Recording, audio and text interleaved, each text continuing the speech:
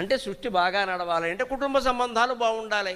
కుటుంబ సంబంధాలు బాగుండాలంటే మధ్యలో ఉన్న స్త్రీ అటు పుట్టింటికి ఇటు అట్టింటికి వారధిలా ఉండాలమ్మా, వారధిలా ఉండాలి, ఒక వంతెనలా ఉండాలి ఖచ్చితంగా. పుట్టింట్లో ఏదైనా ఆపద వస్తే భర్తకి ఏదో రకంగా నచ్చజెప్పి వాళ్ళని ఆదుకునే ప్రయత్నం చేయాలి. మరి ఎవరు ఆదుకుంటారో? మా పెళ్ళి అయిపోయి వెళ్ళిపోయిందండి, మా అమ్మాయి మమ్మల్ని పట్టించుకోవడం మానేసింది, బోళ్ళ ఆస్తిపరులు వాళ్ళు, మేము ఇలా ఉన్నాం అనే స్థితి పుట్టింటికి రాకూడదండి. అల్లుడు అక్కడ సహకరించాలి ఖచ్చితంగా.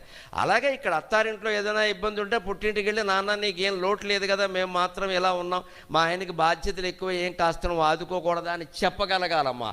అలా చేసే లలితాపరా భట్టారిక వైకుంఠానికి కైలాసానికి మధ్యలో వారధిగా ఉండి పరిస్థితులు కాజేషన్ కార్యకారణ సంబంధం రూపంలో సృష్టి అంతా నడిపిస్తోంది ఆవిడ.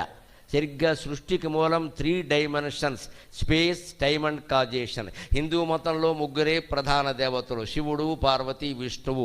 Hindu religion only the scientific religion.